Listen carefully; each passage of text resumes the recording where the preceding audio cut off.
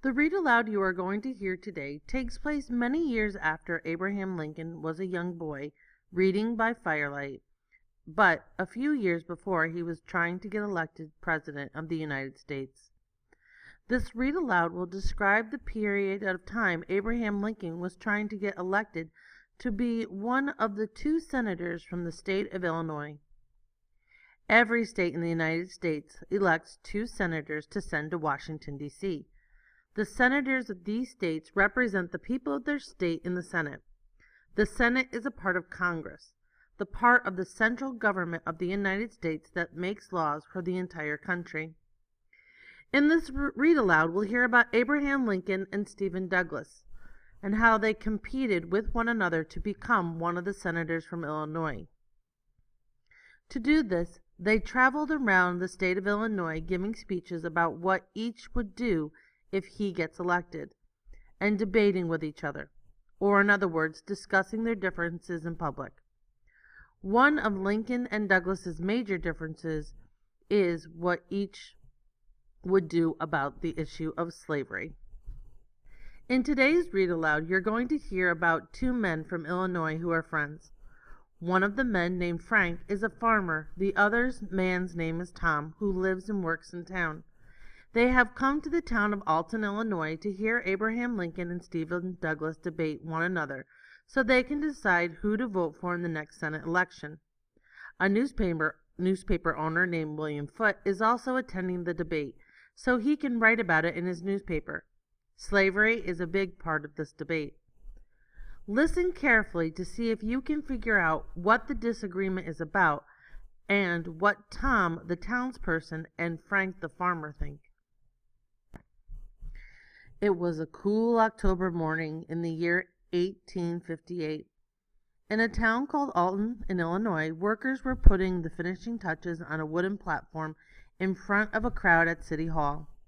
A sharp, cold breeze rustled through the trees, sending showers of crisp red and yellow leaves fluttering through the air.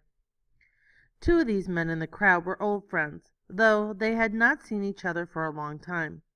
One was a farmer. He was dusty after driving his horse and buggy all the way to town on the dirt roads. The other man lived in town. He was dressed in a clean gray suit. "Good to see you, Frank. How is your farm doing? How is the corn crop this year?" "Oh, it could have been better. The rain comes a little late, but it was good enough, I suppose," Frank said, brushing the dust from his jacket. He looked around at the faces in the crowd. "You know, Tom, I suppose it's been a lot longer than I thought since I've been in town, because I hardly recognize a single face in this crowd." "That's because most of the people are not from around here, Tom. I was just talking to a man from Kentucky, and I met others who said they have crossed the river from Missouri to this morning. It seems odd to me that so many people are so eager to come and listen to two politicians from Illinois." "There's nothing strange about it," said another man who was standing nearby. "Forgive me for interrupting, but I can't help but overhear your conversation. I'm William Foote, the owner of the Daily Pentagraph newspaper out in Bloomington. I'll tell you, gentlemen, these two politicians are going to talk about a problem that impacts the entire country, from here to Boston all the way to Texas.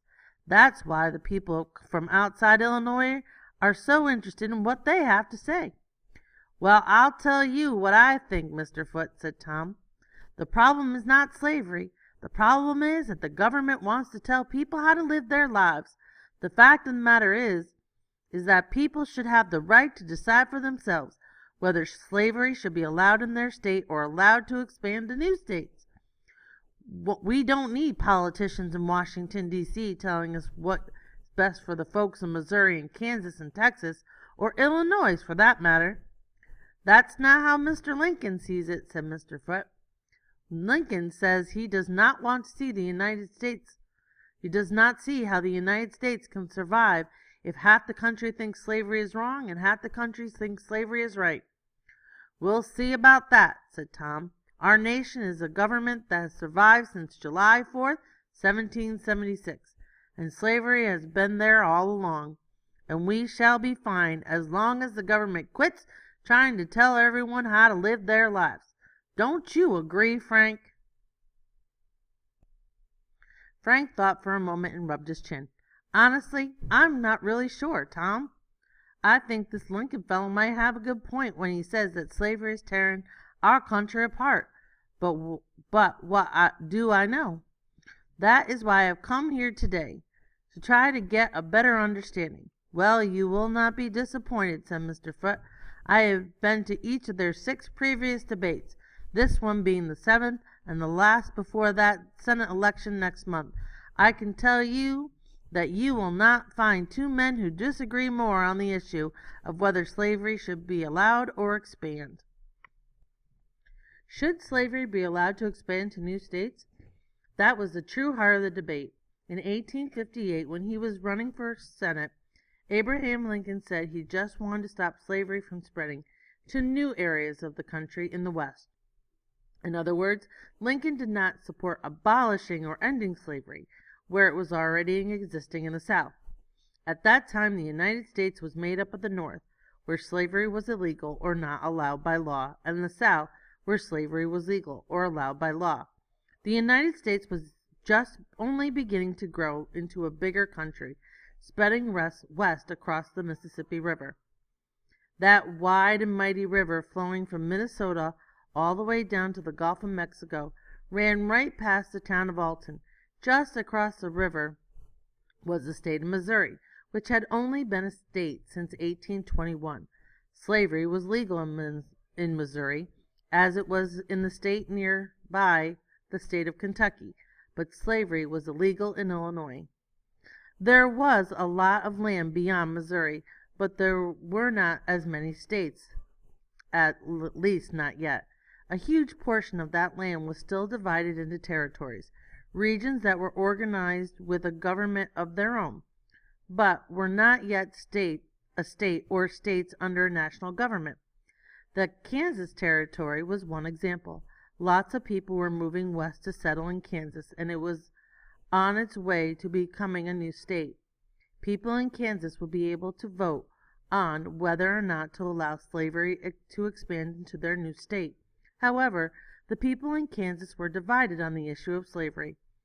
They were so divided, in fact, that the Kansas Territory was known for its severe fighting over whether slavery should be allowed.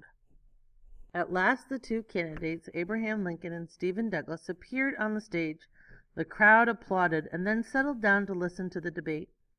Both men had become rather famous over the past few months, not just in Illinois and the surrounding states, but all over the country. The Lincoln-Douglas debates have been covered by the newspapers in as far away as Boston, New York, and Atlanta, for these 2 men represented 2 very different sides of the slavery issue. Stephen Douglas was a short, plump man and a great speaker. He believed, as Tom did from earlier in the read aloud, that the problem of slavery should be solved by each state, and not just by the U.S. government. In other words, each state should decide whether to make slavery legal or illegal, and that the United States government should have no say over the issue. Lincoln, on the other hand, thought the U.S. government had to fight to prevent the spread of slavery to the new parts of the country. The people in the South, especially those who supported slavery, did not like Lincoln for his beliefs in the power of the U.S. government over the power of the states. They worried that one day the U.S. government might try to tell the South what to do, especially that the government might tell them that they have to abolish slavery. Lincoln had a reputation for being a powerful and highly intelligent man.